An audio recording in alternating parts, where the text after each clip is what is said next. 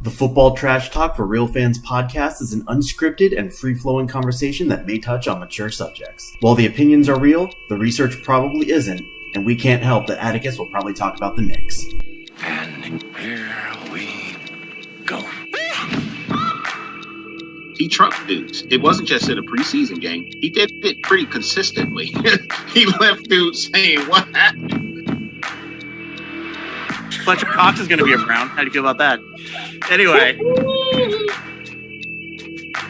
And I'm just going on eye test here, right? Like, I like the look of this coaching staff, you know? Alright, enough of this. Let's see what kind of shit we get into today. Lloyd, it's all yours.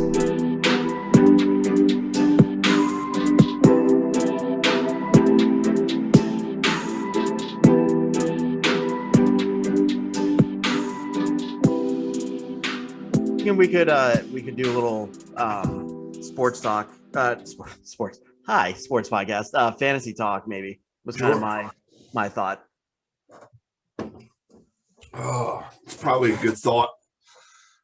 I have every now and again I have one of those. Oh, so here we are back at headquarters, I guess, whatever you want to call it. It's number 11. This is number 11. Oof, man. I think people are getting tired of us. They might be. Atticus is getting tired. Where's he at? I don't know, man. Atticus, come back. I won't make fun of the Knicks this week. Scout's honor. We'll leave the Knicks alone. I may not leave the Knicks alone. So I will leave the Knicks alone, Atticus. I will not. I like the Cavs. I mean, I make fun of the Knicks because the Cavs aren't even worth making fun of because it's predictable. So anyway, after that light bit of banter, Deshaun Watson. We haven't really touched on that whole topic. Let's change gears a little bit. So I believe the latest on the whole Deshaun Watson thing is 22 up to 22 separate accounts now, alleging unwanted advances. Now I know this is all still in the alleged stage and nothing's officially been, I don't think any charges have officially been filed or anything along those lines. But, you know, you and I were kind of talking a couple minutes ago, and I know comical isn't the right word to use here, but, and I don't mean comical, haha, but I feel like when you're getting to 22, like how do you, that's like absurd. Like, I feel like once you get to like maybe, I don't know, 2 people that are like, yeah, stop. Like maybe you have to rethink your strategy a little bit. I don't know. It seems a little, I don't know. I mean, it's definitely going to be interesting if he even gets to play at all this year. I mean, he went from being the number 1 trade target, and there are still teams out there that, of course, are going to try and trade for him. But do you think he even plays this year? I mean, I don't think he can play this year.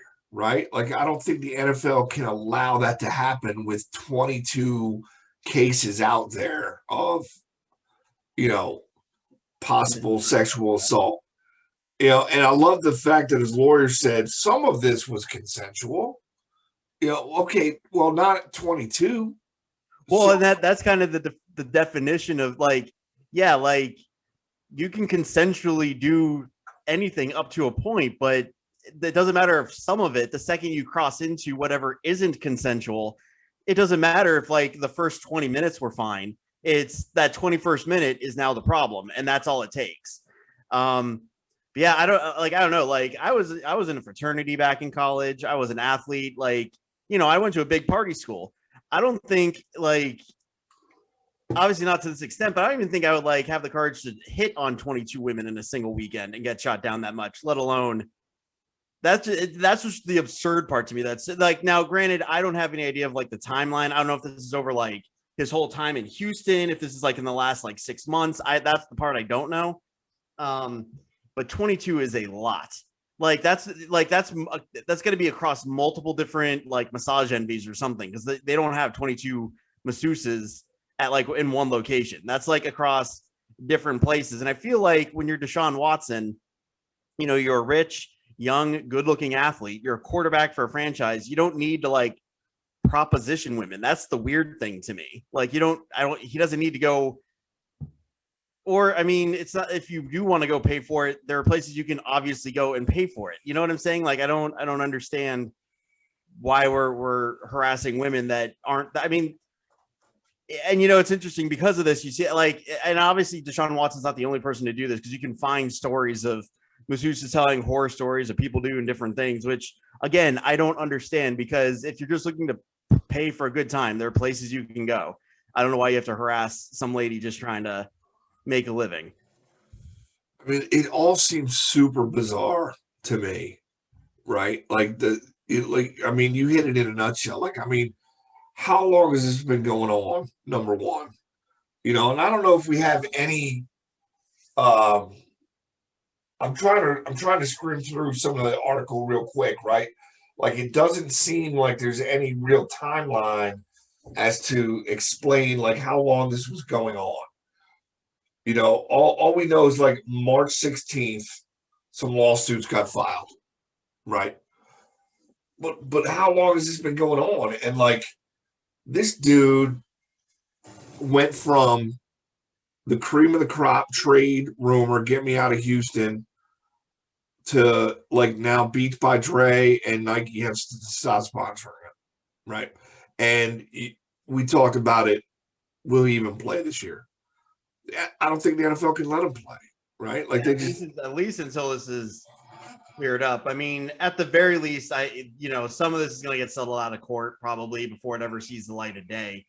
Yeah, even the things that like the defense has brought forward is like, well, he's had this one masseuse for 2 years or whatever, and she's never had a problem. Well, that's good that he didn't harass 23, I guess. But I just, it's to a point now where, like, you can't say, well, they're just trying to like get a piece of, like what, because 22 is a lot. Like, the odds that 22 individual women all or even got together and said, hey, let's all make this, it's just not, you know what I'm saying? Like, I don't like when I see those arguments online, like, because again, these are just women doing their jobs, and they, I'm sure that, at first they're like, oh, sweet, we're gonna, have a famous person, just like any job. Like when I worked at, I used to work at Chase out in Lake Nona here in Florida, and that it's not far from the WWE training center or whatever it's called. right. We would get WWE superstars, and we couldn't talk about it because you can't really let out names of people work at, that come in and bank with you. But, there was a Total Divas. If you, all the women wrestlers, they would come in all the time. Some of the bigger name guys would come in, and, it's cool. But like, I don't know, that'd be like them. That'd be like, like whoever coming in from the WWE and me just hitting on them as they're trying to do their banking. It just, or them hitting on me, because I mean, who doesn't want to do that? But the point is, like, that's just weird. Like, that takes, I mean, I don't know. I can't picture at some point, like, you've got to think to yourself, man, maybe I should stop doing this. I don't know. And we don't even know if it's going to stop at 22. That's just what it is today. Like, it seems like every week, like 4 or 5 more come out. But yeah, the one thing I'm just kind of curious is that I'd like to know how long this has been going on, because I don't think he did this all in a weekend. So this is like a repeat pattern of impropriety that's been going on for a while. And yeah, I mean, all I have to do is not do that and make millions of dollars. I don't understand why that's so hard. I mean, ask Robert Kraft. That's all I gotta say. Like, well, at the end of the day, though, and not that assault, he just got going into a right, like, place, At least, not that I want to defend Robert Kraft, but at least he was in a place that's like, what's the word I want to use? Like, accepting of those kind. You know what I'm saying? Like, at least he was somewhere where it's not sexual assault, because those women are like expecting or okay with that. Like, and more power to that. I have no problem if they're cool with it, if that's how they want to make their money. I'm not against that in any way, shape, or form. But like, obviously, like I said, there are places you can go where that's a-okay, and you're not going to have 22 women trying to trying to sue you in court over it. So I can't believe, like, I'm not going to sit here and say that people don't fabricate stories, right? Sometimes celebrities make easy targets. you know, and I'm not making light of sexual assault in any way, shape, or form, right? If one person decided, like, I'm going to go try to get a money bag grab here, right? I'm going to make a statement. I find it hard to believe that 22 would do that, right? Right. Like, it's ballsy to do that, and for 22, like, especially once it became news, right? And now it's all over the paper. Like, I don't know. I can't lie like that, but I guess you know, I don't know. More will be revealed. Like, I think there's guilt along. There's got to be so, and like, there's smoke, there's fire. Yeah, for sure. It's you know, it's terrible for the victims. It's terrible for, you know, anybody that has to go through something like that. So, you know, I'm leaning towards there's some truth to it. Maybe some of it is a little egregious, but, you know, again, like, I think you said it. I don't know if we were recording yet or not, but you know, you can make 20 advances that seem okay, right? The 21st one does not. That means you stop, right? Like, right. you don't continue to press. You don't continue to go down that road. So, you know. Yeah, well, and the he one last needs some help, man. If it's 22, he needs some help because there's a problem. Well, the one last thing I'll throw in there is, you know, a lot of times you say, well, why are they waiting now till now and blah, blah, blah. Like, a lot of times because they don't have the courage to do it. But, like, because if they're all isolated incidences, which it sounds like, you know, it's a masseuse, so who else is there when you're getting a massage?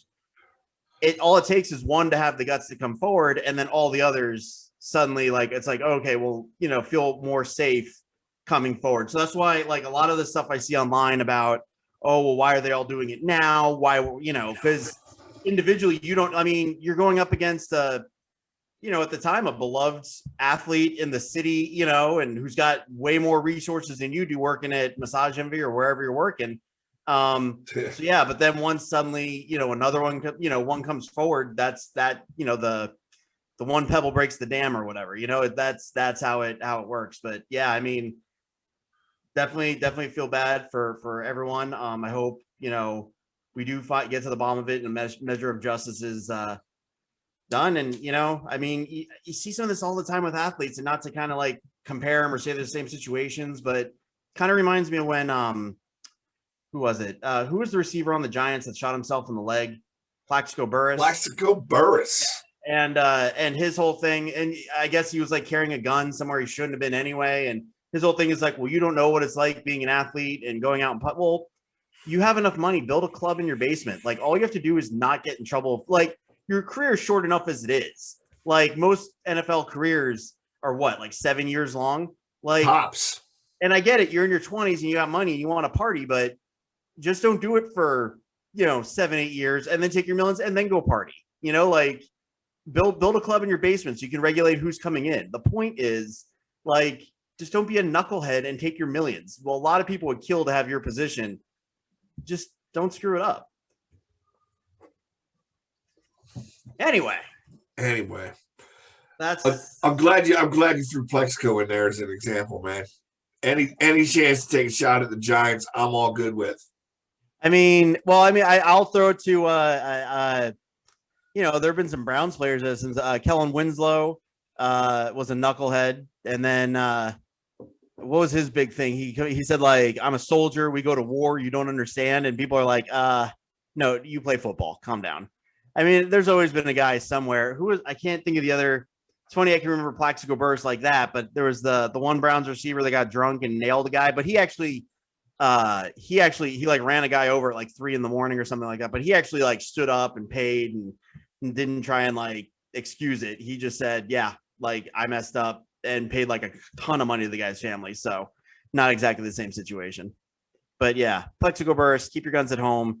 Deshaun Watson, maybe hire personal masseuse to your residence that's into that kind of thing, and leave the ladies alone. That's where we'll leave that. I mean, there's still go to Vegas. It's legal there, man. Or Nevada. You got to go outside of Vegas. I think it's like a half hour outside of Vegas you have to go, but yeah, not that I've looked. I'm just that's the rumor that I've heard. Anyway, enough about that in my personal life. So we've kind of touched on the draft. We've kind of touched on free agency. That's been kind of the last few weeks here. So I'd like to kind of parlay that and maybe do a little bit of a fantasy talk today. Where do we see do we see any teams that are the definite offensive weapons to grab this year after the moves they've made? Defense is always a little bit harder to predict, but who do you think is primed now on a new team, or what? Maybe a quarterback with some new weapons that's primed to have a good season, or just any player in general. Who do you see as like some of the maybe sleeper picks or guys who are already good that are in a better position than they were? So I think that not a sleeper pick, but I think people probably going to reach. I want to go the other route, right? I think people are going to reach too far for certain players, right? Okay. Yeah. Justin Jefferson, and I drafted him last year. I think I got him in like the 6th or 7th round, right? Stud, legit fantasy player, scored a shit ton. I was reading one rankings, got him like going 11th, right? Like 11th overall or 11th overall for Justin Jefferson. I was like, I'm not really sure I agree with that. He's got him ahead of Metcalf. I don't see it. So I think, we had some players bust out last year and they're going to be weighted way too heavy. That's just the first one that comes to mind. I think a very interesting quarterback is going to be Carson Wentz. I really do. I think that, it could go either way and it's a gamble, right? So if someone takes a flyer on him way too early, God bless you. But if he's still on the board in the 7th, 8th, 9th round, I'll take him. I've learned in playing fantasy, even with Mahomes, right? Even with somebody as good as Mahomes to go in a top 10 pick, right? You are bypassing significant talent in a limited pool, right? Once you get past, running back 1s and running back 2s, there's not a whole lot out there, right? That's going to really cement your lineup. But you can get Ryan Tannehill in the 10th round, and he's going to score you an adequate amount of fantasy points. So, it's things like that I look at. As far from a sleeper, Tannehill's a sleeper. Because people don't even look at that. He had some really good fantasy numbers. I won't touch Jalen Hurts. Not going to touch him, right? He might be a sleeper for all I know. He might really produce well. Who knows? But there's just too many unknown variables. He didn't show me anything last year that said he's going to be a bust out star. Daniel Jones probably should be a sleeper pick. Can we call him a sleeper pick at this point? I think so, because Daniel Jones is because even Eli Manning, who I think they have very similar games. You look at them and they Eli Manning in any given year was what would be the 11th best quarterback that you take for fantasy purposes. Because, unless he suddenly turns around and limits his turnovers, he's always going to have that drawback to him. And I know when Eli was a quarterback, the stat was he turned the ball over 2.3 times a game or something like that. Yeah. And Daniel Jones, it wouldn't shock me if between interceptions and fumbles, he's up there too. And so you're always going to have that kind of drawback to him. So if he can limit, though, he's got breakout potential in the fact that they loaded it up with weapons, loaded the offense up with weapons, and then you have, if he can get those turnovers under wraps, then if he can cut them down to half, so an interception every other game, he's going to be poised for great points. But right now, the negatives kind of limit his top side, so to speak. I'm going to go ahead and just go to a guy that's going to get drafted. I think Kyle Pitts is going to be a good fantasy option, regardless of where he goes. The thing I would caution about him is I think people might get a little too eager with him. I could see he's one of those players because he's already getting compared favorably to prime Gronk. So I could see people taking him in the late first. And I think that's even though I did 2 wide receivers as my first few picks last year because I was the end of the draft at the end of the first round, I just wanted to try something different. I'm a stalwart of get your running backs. because once you get out of the bell horse guys, like there's only like a handful of them to go around. Once you get out of that, it's real hard to ever feel settled at your running back position. So yeah, I feel he's the guy that people are going to reach for. I wouldn't shock me if he's like a high first, low second, or I'm sorry, low first, high second round pick as we see the average ADPs come out. Especially if he ends up, because like, you know, at like Miami or something like that. Like I could see him definitely being up there. Usually with receivers coming in through the draft, usually one of them will be good for fantasy purposes. One of them will fall into the right situation. Last year was JJ over on the Vikings. Kind of hard to get a feel for this year. It's going to be real dependent on where they fall and who ends up drafting them. So it's kind of hard to get a feel on that. I'm trying to think of some free agents that got moved around. I should have looked more into this before I brought this up as a topic. I think Hunter Henry in New England has a potential. I'm going to name two quarterbacks that I think are going to be have very different years this year, and I think one of them is Cam Newton with the second year with Belichick. I think there's a shift there, and he's got some weapons that he didn't have before, right? Like he's got Hunter Henry, you know, and he's got an outlet that could be a Gronk type player. And like I can't imagine why the Chargers let him go, because I think the kid's a stud. And then the other quarterback is Jameis Winston, right? Like I think, you know, Taysom Hill is fun because he's a different breed of quarterback. But Jameis spent a year on the bench behind Drew Brees, getting taught a whole lot of knowledge, you know, and is that enough to change him? I'm going to go sleeper with him as well, right? Like do we even know if he's going to be the starter yet, though? We don't, but I think that he's going to be. I mean, that would be a deep sleeper then, because if we don't, because I mean, yeah, he spent a year behind Drew Brees, but Taysom Hill spent what, 5 years behind Drew Brees? Yeah, and like when he was in, he had the one dud game against the Eagles, but other than that, because I had him on my team, he was putting up solid 20 to 25 points a game. You know, because his stats are misleading though, because it's like he's not like I'm going to go out there and throw it around for 300 yards. He's like, I'm going to get you 200, 220 yards through the air, and then another 75 and a touchdown with my feet, and that's his game.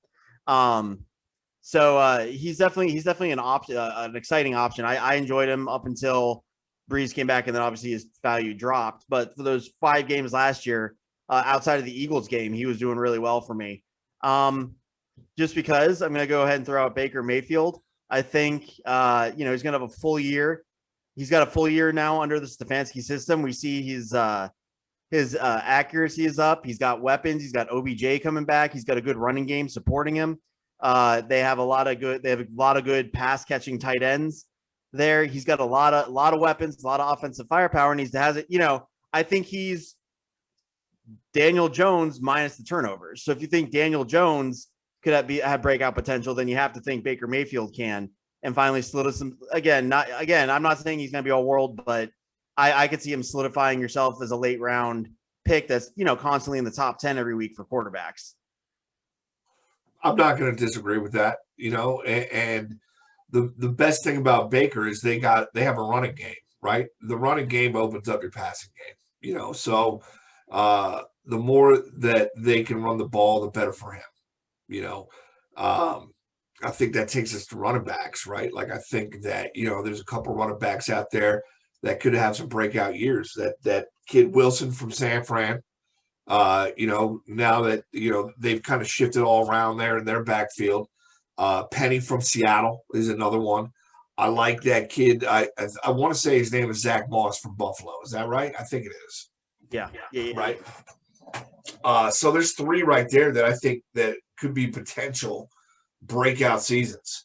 I really like DeAndre Swift. I was super happy you traded him to me last year. You know, and they're going to have to rely on running the ball quite a bit, you know, in Detroit.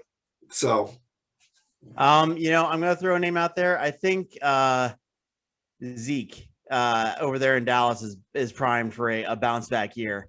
I don't know necessarily if he's warrant like, you know, a top 4 to 5 pick, like he's been in the past. But I picture someone getting him in like the 3rd round or something. Like I think he's kind of knocked himself out of what we consider that top tier, especially with Saquon coming back. Like, you're going to see like obviously Saquon, McCaffrey, Chubb. He's probably going to go. I could see him going around the same time that Kareem Hunt goes. Like, so 4th, 5th round. Maybe someone will take a gamble in the 3rd. I'm not saying he's going to return to like stellar form, but I think he's primed to have like somewhat of a bounce back year.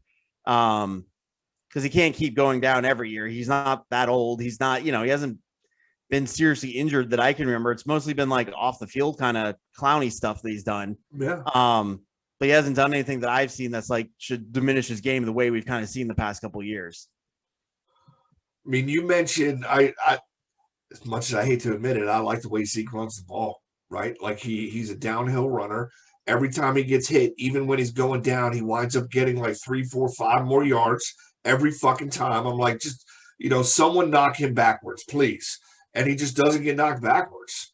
And I really like the way he runs the ball. And I think if Dak is healthy, that opens up his game.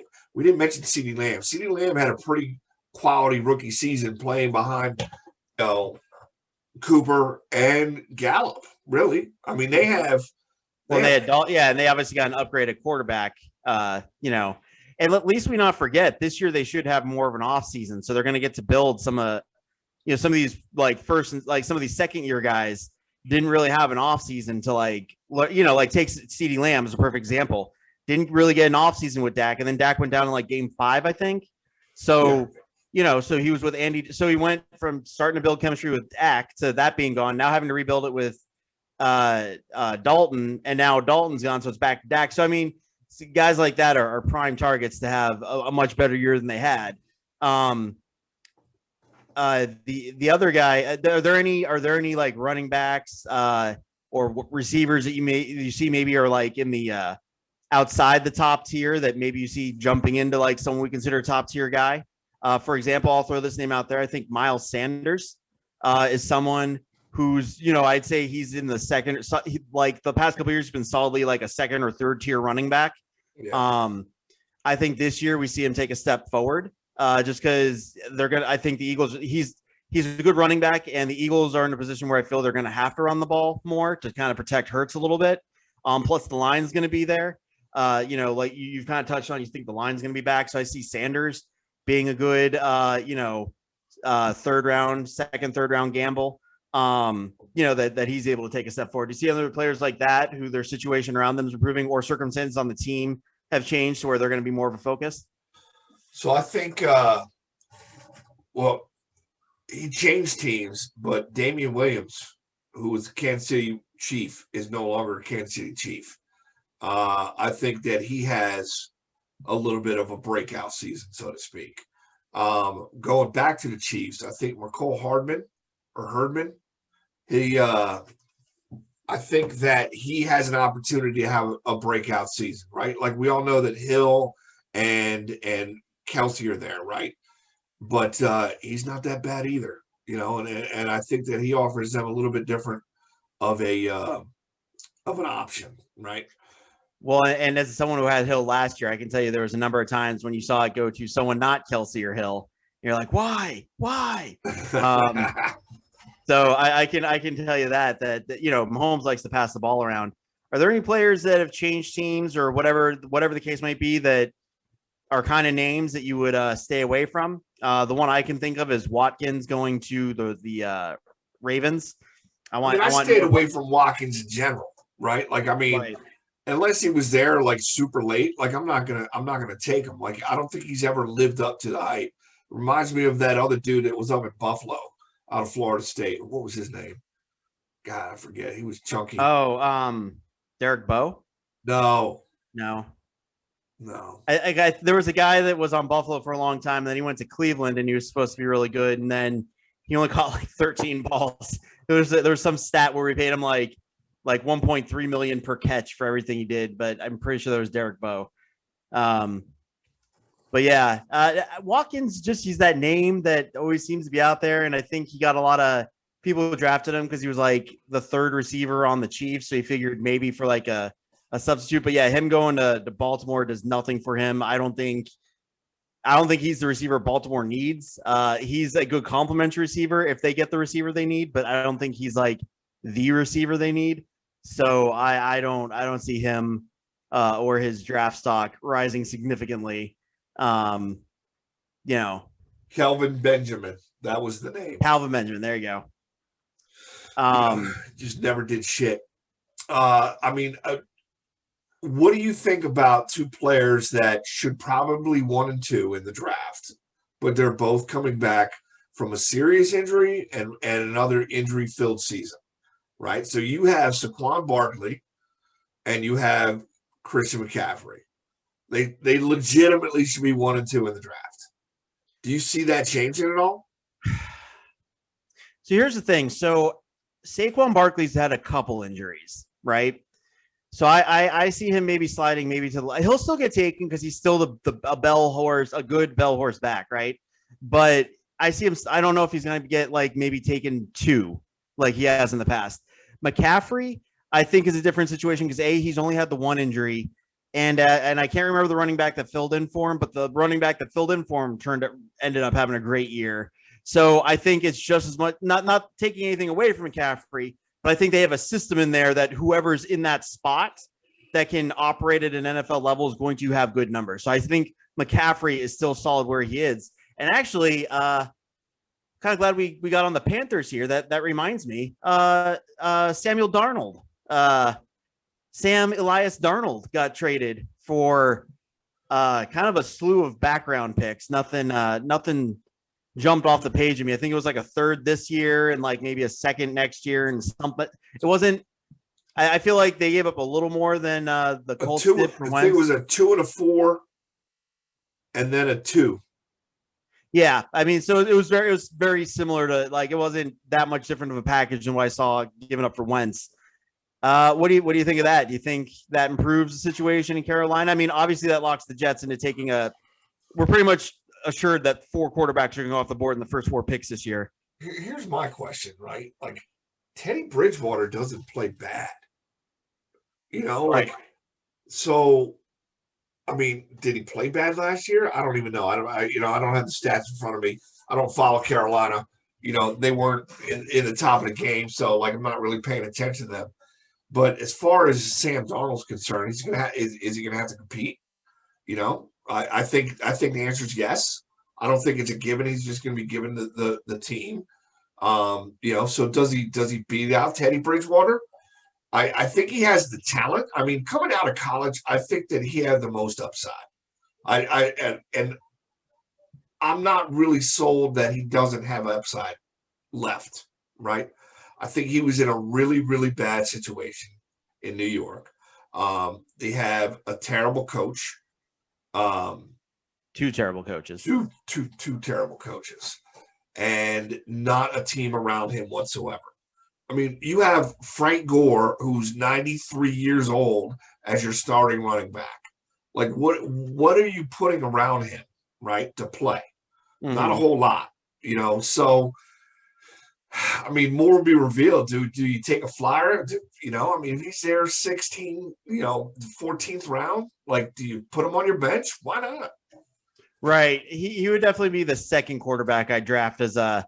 You get your solid, definite starter, right? But then you take a flyer on him and, hey, maybe he turns into someone I can trade later, or, maybe he ends up overtaking my solid everyday starter. Because I tend to be someone that doesn't really look at quarterbacks till the 6th, 7th round, just to see who's there. And then if there's nothing that like jumps off the page at me, then I'll wait till 9, 10 to draft a quarterback. Because once you get away from like Mahomes and Rodgers and, old school Cam Newton, there wasn't like a whole real big reason. Like there wasn't a huge drop off like 5 through 10 as far as the quarterbacks go.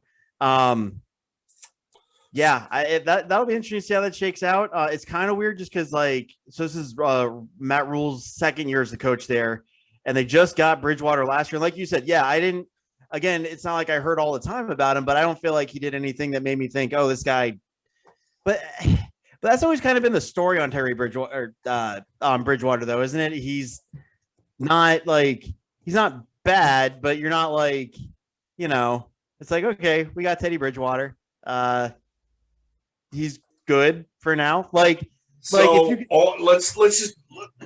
I'm a little shocked at his stats, to be honest. okay, So good shocked or bad shocked? good. I mean, who did he have on the team? Do Right. they still have Funches? Last year, I don't. If they did, is that really a blessing? I don't know. Right. But he threw 70% completion percentage, 3,700 yards, 15 TDs, 11 interceptions. I mean, it's not bad. QBR. Is QB rating 92, right? Mm-hmm. That's not bad. I mean, to put it in perspective, I think Daniel Jones was probably in the 80s from a QBR.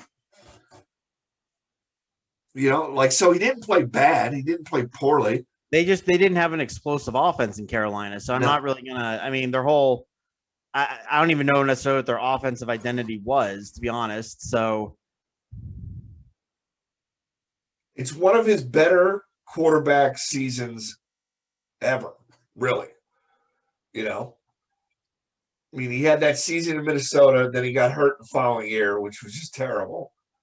But and then he backed up Drew Brees. I mean, yeah. And then he went to Carolina and actually had his best season in his career, 6 seasons long. So, yeah, he's going to end up being a QB coach at some he's going to be a cute quarterback coach I'm trying to think not like a top tier college program, but like a one of those ones that like makes a jump every year. You still hear about like a Stanford or something like that. You don't consider them like a blue blood, but you're not surprised when they have those like every 3 years when they're really good and making a national championship run.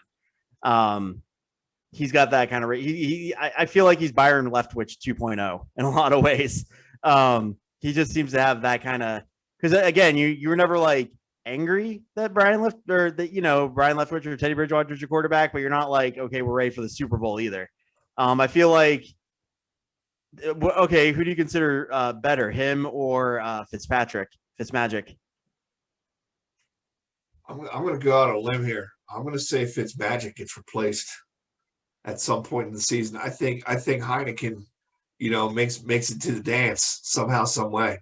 I know his last name's Heineke, right? But I really like Fitzpatrick is just he's that dude. He's electric, right? And he comes in, but it's a 50-50, man. It's a crapshoot, right? Like I'm going to throw 5 touchdowns, but then I'm also going to throw 17 interceptions. Or I'm just going to do some dumb shit. I'm going to keep us in the game, and it's going to be super exciting. And I'm going to have some deep balls thrown because I can just chuck it and launch it. But he's not Brett Favre, right? Right. So that's the difference here. And I think they're going to have so putting on your GM hat. And I know what's done been done, so we're not saying they should or will or whatever. But put on your GM hat and then reset it. Teddy Bridgewater's available and Fitzpatrick's available. You are the GM of the Washington football team. Do you still take Fitzmagic or no? I take Bridgewater. He's younger, and I think he's a better game manager. Right.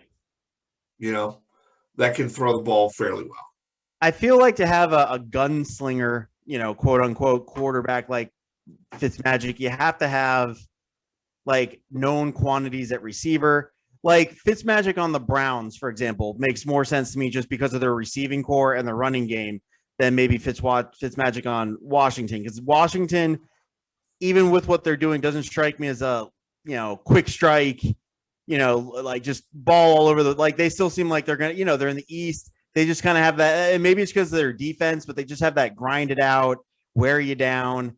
Like it seems like that's what they want to do. And Bridgewater, to me, I'm with you, fills that role better than Fitzmagic. Fitzmagic I bring in there when I have a lot of weapons and I just want a guy that's not afraid to pull the trigger and throw the ball around the yard.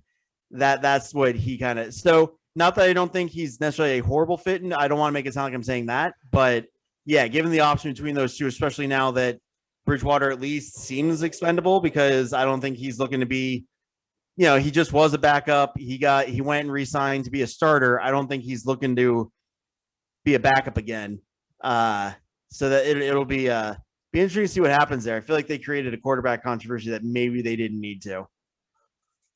I think they definitely did. And I think that if you look at the Panthers and you look at the Jets last year, Jets were obviously the worst team, but the Panthers weren't a great team, and their number one weapon was down for a majority of the season. Like I had him in fantasy. So like, I'm fully aware, like when he was there, he put up 50 fucking points in fantasy. Right. But like he only played 4 or 5 games, it was just, he had a high ankle sprain and, he just could never make it back.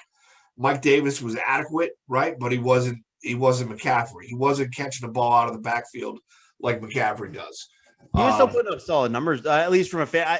I tend to think of guys like him in a fantasy perspective. And I feel like he was still putting up decent fantasy numbers because he was on Jordan's team, right? Yeah, well, I think when you have a running back, if he can get you 80 yards and a touchdown or two, which Davis does, right? Then you're solid. You got 18 to 22 points right there from a guy that wasn't supposed to do it. So, he definitely put up some numbers. Just tying it back to fantasy running backs, one that I'm going to stay away from this year is Gurley. I had him last year, and even though like for a decent part of the season he was like the number 5 running back, at no point during last year can I tell you I felt like I had the number 5 running back on my team. Like it would just be like, please do something, and then he'd get a couple yards. I will say he did he did lead to one of the best come from behind fantasy wins I ever had. Because this was after you and I traded, and I ended up with Galladay. He did have that thing where he was supposed to use. The Falcons were playing the Lions, and he was supposed to stop on the 1, but he fell into the end zone.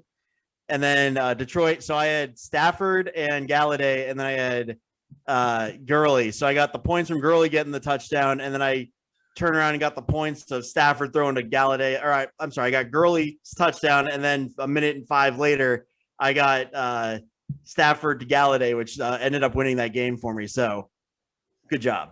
That was planning. I saw that coming and knew I needed that. So that being said, the one last thing I kind of want to touch on. So we've run through the draft, right? We've gone through who we see picking. The one thing, and we'll just cover the Eagles and Browns because those are our teams. I'm not going to get into every single team. Are there any players like, and I know I'm putting you on the spot, so if you need a second to like look up like who the Eagles, all the draft picks the Eagles have and stuff. Are there a player you'd want to see them move up for? And, quarterback aside, like, or it can be a quarterback in your case, because like I'm not going to have the Browns trade everything to go get up a quarterback because that doesn't make sense. Like, not just like trading up because you think there's a better player than what you got at a certain position, but something you think you could realistically get to that would fill a need on your team. Are there any players you wouldn't mind seeing the Eagles trade up for, or dream players that would fall to you guys at 12? So, no, I don't want them to draft up. They've already traded back. And if they were going to do anything out of the 12, I would want them to trade back again, right? Like stock up your picks. If your dude is not there at 12, like possibly Marshall from LSU, the wide receiver, who's a tall dude, possibly Devontae Smith might drop to 12, right? Possibly. I don't know if I take Devontae Smith, man. Like he's a skinny dude, and like he's been hurt. He got hurt in the in the championship game. He had an amazing first half, like enough to be player of the game, right?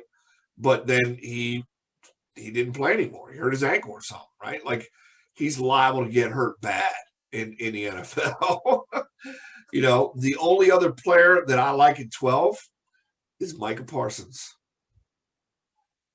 It's funny you mention trading back because I would like to see. So the Browns have a couple extra picks. They have all their picks, plus they have an extra third. And it's either an extra second, an extra third, or an extra third and an extra fourth. I forget which order it is there. But I would like to see them take those extra picks plus their pick at 26 and trade up to, I feel point-wise, like realistically, that gets them to 16, 17, somewhere in there. So maybe throw in a pick for next year to get to 12. Yeah, because I would like to see Micah Parsons because I don't think he falls back to. I've seen some things where he does. I don't see him falling back to the 20s. Someone's going to take a shot at him. I think realistically, if he gets out of the top 10, you want to be like in the top 16, 17 picks. I think we have the ammo to get there because, like I've said, I'm in a position with the Browns where they have like a 2-year window because right now the Steelers are down, the Bengals aren't up to speed yet. Really, it's us versus the Ravens, and I think we're good enough. Even if we don't necessarily take it from the Ravens, we can get into the playoffs as a wild card and do some damage that way. And hopefully just have someone else take out the Ravens for us. We got a 2-year window because all our rookies are, Chubb, Baker, all of them. They're going to need big deals here soon. So we got a shot, and Micah Parsons is that type of guy where we can get him, a guy of his caliber. And I saw a fake trade. I want to say to the Raiders at 17, where it was something along the lines of Mac Wilson, who's one of our linebackers, the 26th. I think a 3rd round pick, and then like pick 110 or something like that, which would be 4th round. Yeah, would be one of our 4th round picks to move up and get him at 17. So that's what I'd like to see. There are very few players you see come along that you think can instantly help out, and he's one of those players. So in a position we need. So freaking go for it. The only reason I don't see the Eagles doing Micah Parsons is because they just signed Eric Wilson from the Vikings, right? And like he's a stud. He's a heavy hitter. That's an upgrade to your linebacking core right there. They got a safety, also from Minnesota, amazingly. So do they take a linebacker or do they take a cornerback, right? Like, there's going to be a cornerback at 12 that's high quality, and I don't think there's one clear favorite right now as far as like the top 3 cornerbacks. You have Caleb Farley, you have Surtain Jr., and then there's the other kid. I can't remember his name right now, but there's another one. So there's 3 quality, and one of those is going to be there at 12, if not 2, right? Because I don't see the Giants taking a cornerback. I see Dallas taking a cornerback, but aside from that, I don't think anybody else is. I think that they're probably not going to lean towards linebacker, but we'll see. Stranger things have happened, and I got to say this about the Eagles too. And I'm not getting overhyped. They're not going to be super awesome, right? That's just not what's going to happen. But they made some noise in the last week of free agency. They brought back Jordan Howard, who I think is a quality running back on short distances, just straight ahead running. He's a nice compliment to Miles Sanders. They brought in, and then they got that dude Wilson.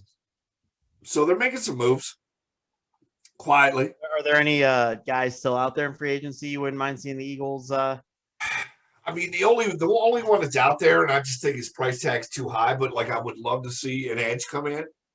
And Clowney's out there. So that's where with the Browns, that's the name that keeps getting brought up with the Browns because they're still looking for someone opposite Garrett. But the thing with Clowney is like I feel like his name is going to draw more money than he's actually worth. Yeah. Like I don't want to see him get like a 2-year $20 million. I'm sorry, he's like I'm cool with like 1 year $8 million, something like that. 1 year $6 million in incentives, something like that. But like he didn't do anything last year, right?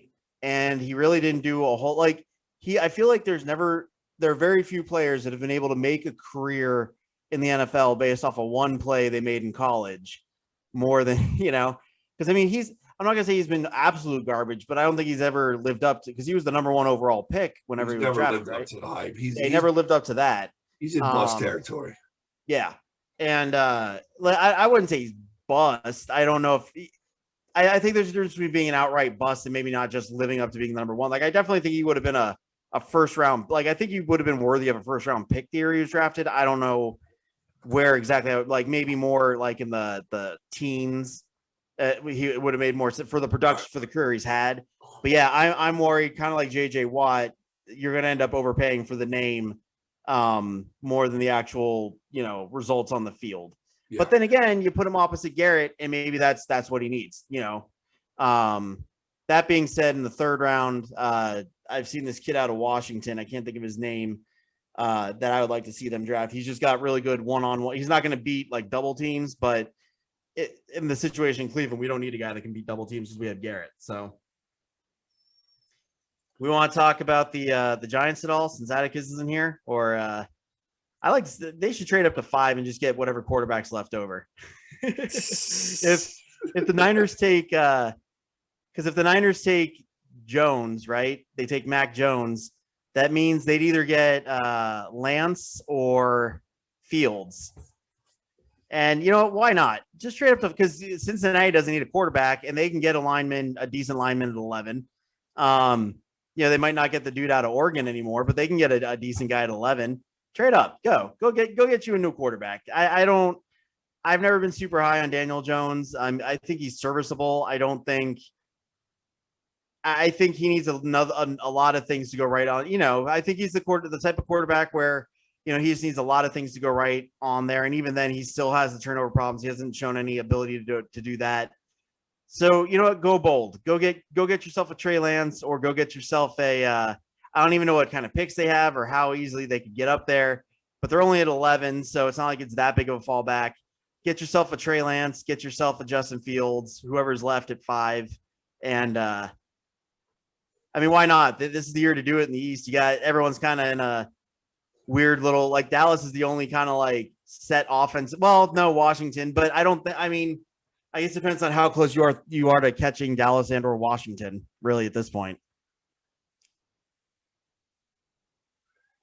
It's funny. I don't know if they need to jump up that high. Like, they can go to Carolina, but does Carolina still draft a quarterback now? I hope not. That would be real weird if they did, right? It would be super weird if they did, but weirder things have happened. So they could jump up to 8 and grab, whoever's left out of every see, the only thing I would say is if the 40, because I can't, I'm sorry. I know there are people saying out there that that's what the 49ers were saying they're going to, I can't see trading up to 3 to get Mac Jones. That just nowhere, anywhere did it say. Because to me, even if he turns out to be the next Joe Montana, I'm on the road. I've said this in the past. He still, at this point in time, is not a top 5 pick. So why are you going to draft him like one? If you get him at 12, you look that much smarter, right? Like, half the aura of Brady is the fact that he was drafted in the 6th round. So he's not a sure thing. So I don't know why you bet the farm. I don't know, because I guess I don't see him as so. If they trade to 8 and all that's left is Mac Jones, I don't think that's worth it. I think it's a wait and see, I guess, I think Justin Fields is there at 8. Well, because the first 4 picks are definitely going to be quarterbacks. So if the Niners take Lance, let's say, that means I think the Niners are taking Mac Jones, man. I really do.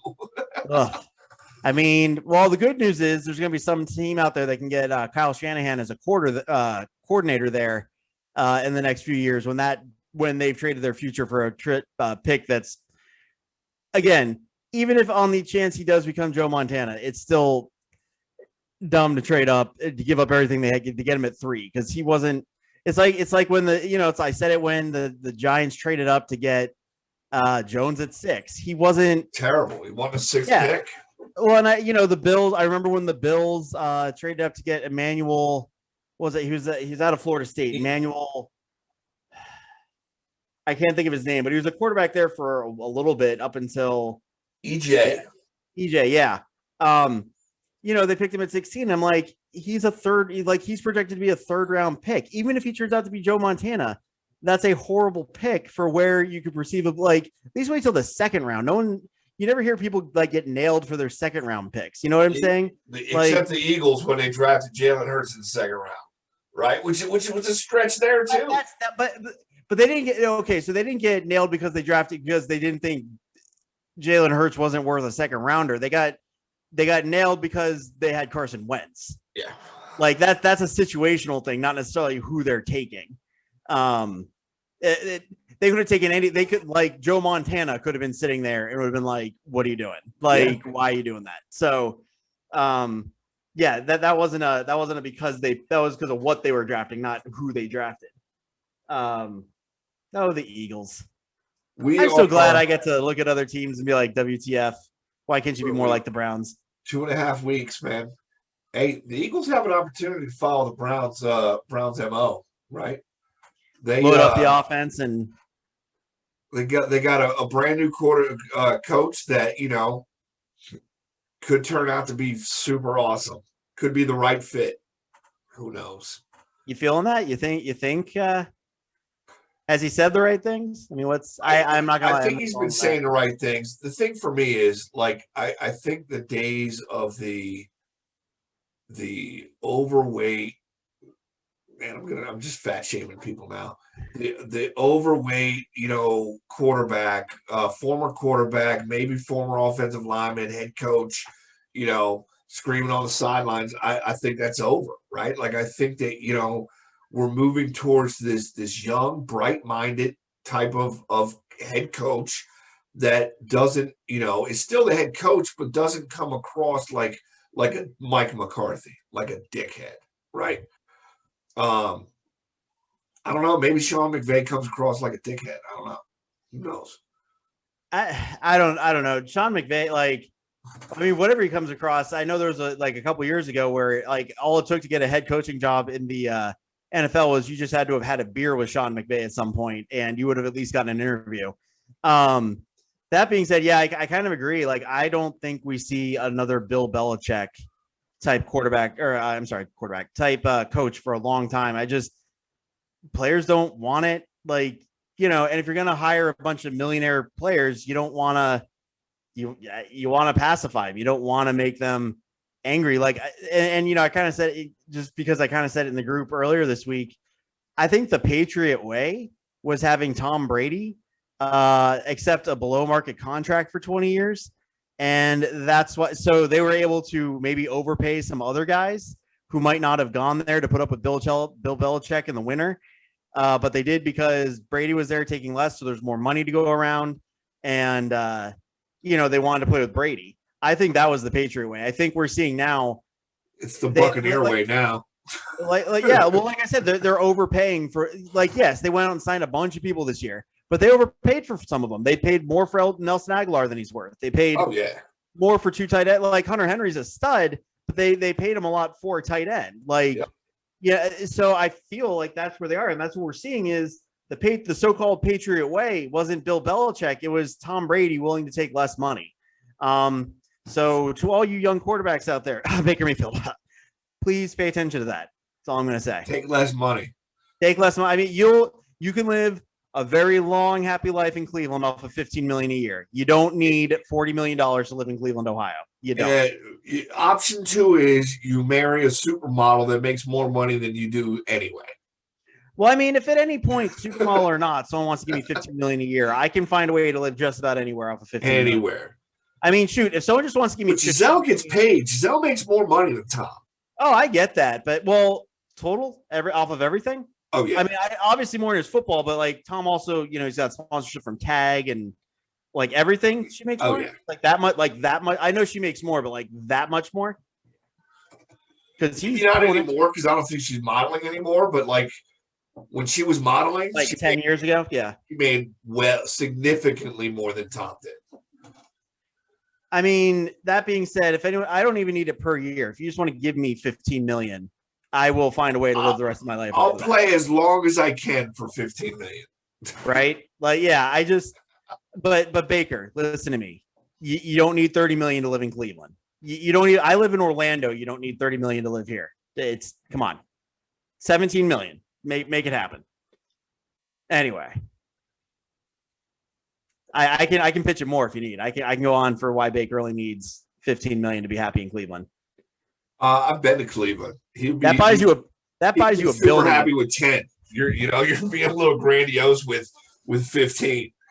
I've been to. He could buy multiple downtown buildings for $15 million. I mean, he could live in Berea for $200 a day and live like a king. Can you remember that? Remember, I think it was either American Dad or The Simpsons. I think it was The Simpsons where like he went to some whatever country and he had like $20, which made him like the richest guy. So he was like sitting there like 3 pennies, and he had like people like fanning him everywhere he went. Like, yeah, that's Cleveland. Like he could buy a downtown city block and still have 14 million left over if he was making 15. And that's just, we're talking per year. This isn't like for life. We're talking per year. Come on, Baker. Come on. Just be smart about this. Who's Baker's agent? It's not Drew Rosenhaus, is it? Because then we're going to be stuck paying him 80. Let's see who his agent is. It's going to be like Scott Boras. And it's like, well, crap. There's a $60 million contract waiting to happen. Jack Mills. Don't know his name. 15 million a year. Make it happen.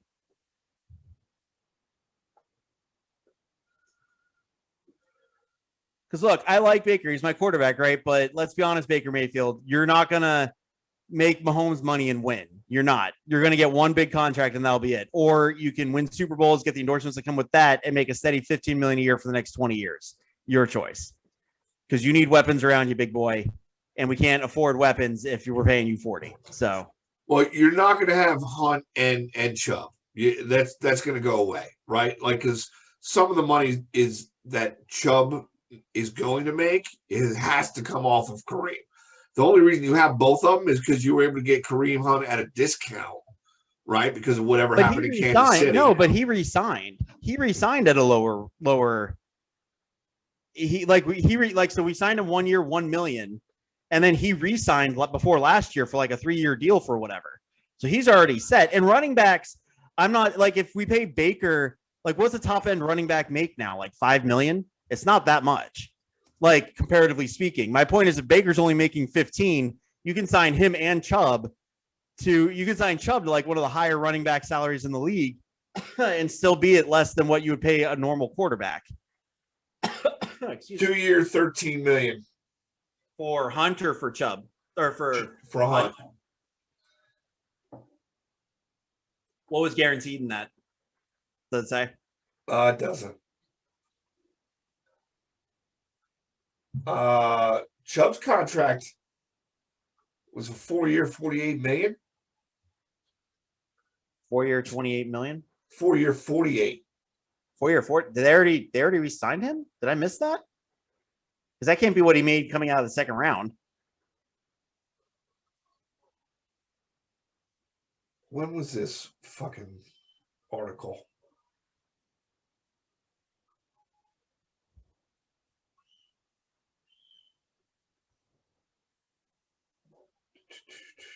March 15th. He just signed it. Oh. Okay. $13 million bonus. That's actually March not that bad. 15th. Yeah, so I mean, again, Baker, just take 17, man. Keep this team together. Like they'll need to restructure OBJ and Landry at some point. Do you need OBJ? We need a burner. I don't want to get rid of OBJ. I really don't. I wouldn't want to either, but like, do you need that contract? Well, no. But what I do like is I think we're going to get at least 1 year of OBJ trying to redeem himself. So we'll keep him this year and then maybe trade him next year for Michael Gallup. I don't know why I'm so stuck on that trade, but OBJ for Michael Gallup and some picks.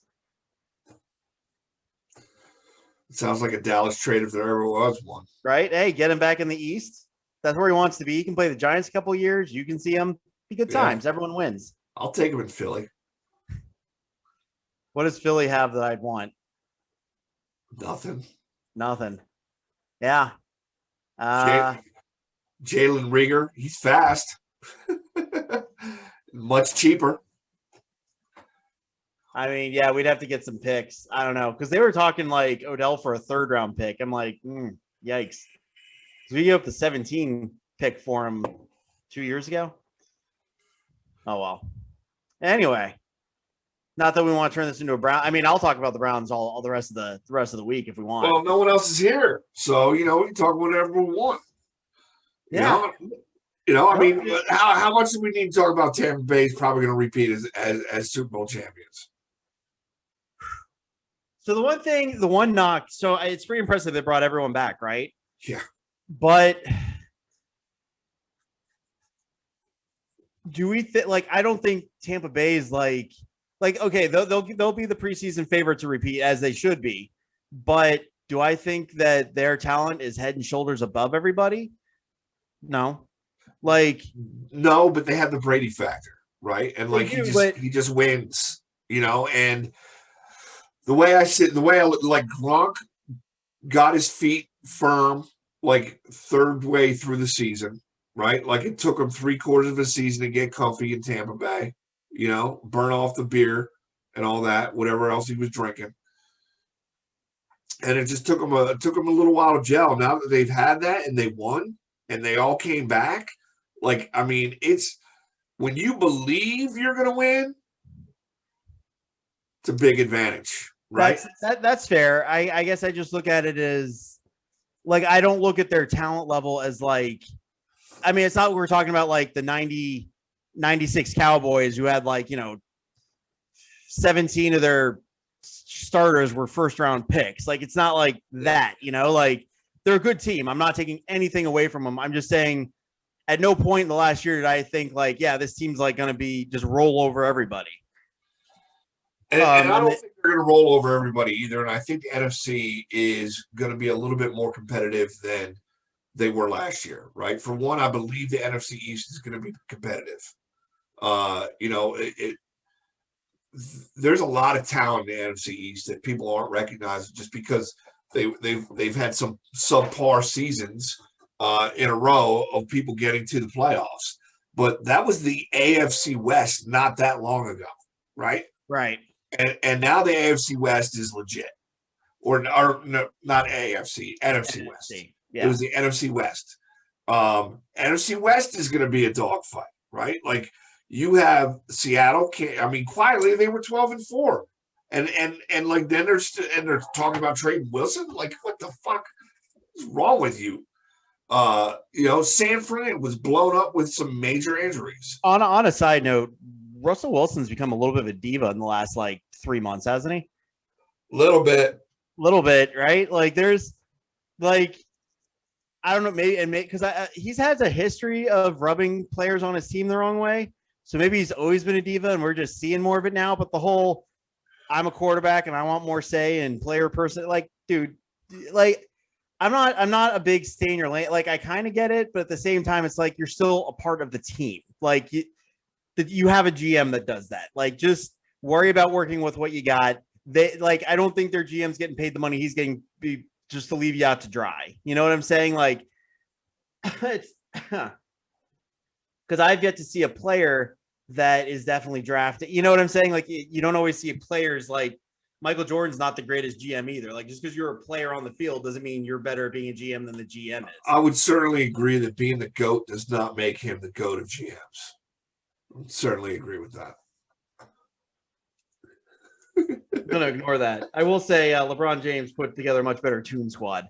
That being said, why has he got to rebrand Jordan shit though? Come on now. They asked him to do that. He didn't come out and whatever, man. I'm not going to get into that. LeBron's GOAT. That being said, between the Bucks, I will say this: what Tampa Bay does have going for it is it's them and a bunch of rebuilds in their division, right? Like, we don't really know what's going to happen with New Orleans. They have some question marks. Yep. The Panthers have some question marks. The Falcons have some question marks.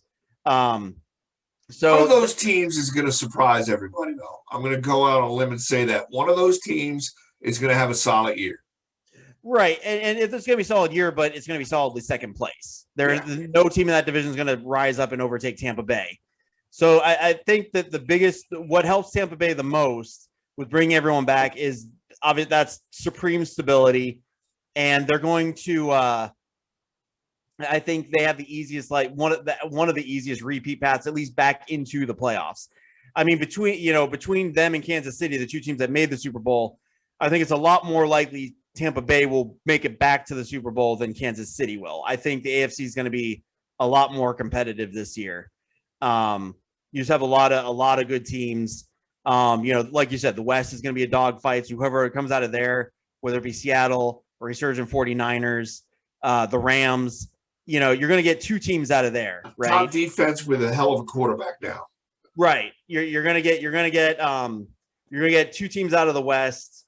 You're going to get the Browns or the Ravens, possibly both out of the North. It's going to be tough outs. I mean, the weakest arguable division was the AFC South, and you're still looking at Derrick Henry or the Colts. They still got two. You got the Colts and Titans, and both of them are solid. So between we don't know what Miami is this year. You know, you got Buffalo and you have Miami, right? We don't know what Miami's going to do. They had a solid defense, right? I mean, at least in every division in the AFC, you can at least pick two teams that are going to fight, like being a dogfight all year to win the division. In the West, you have the Rams, possibly the Niners and the Seahawks. In the South, you have the Colts and the Titans. In the AFC East, you have potentially the Dolphins and the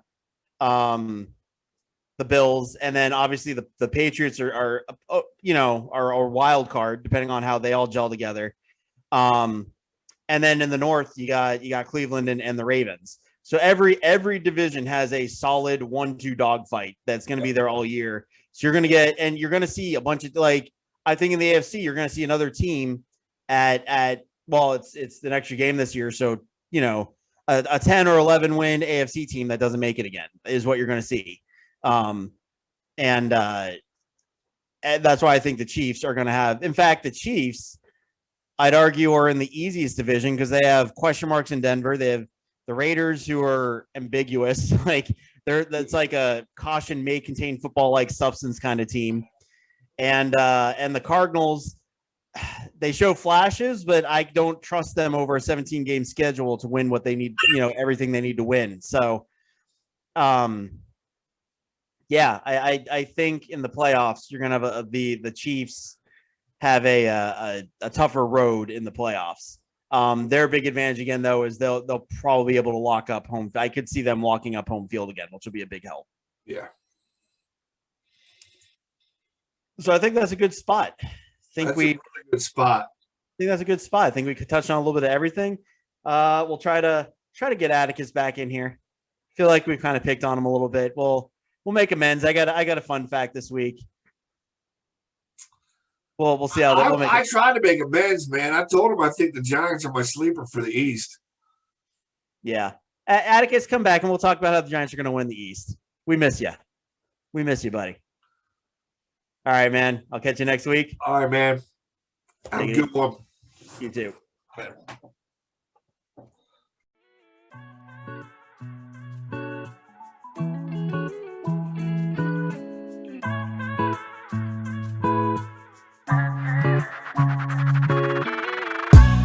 Well, everybody, that wraps up our show for this week. Thanks for listening.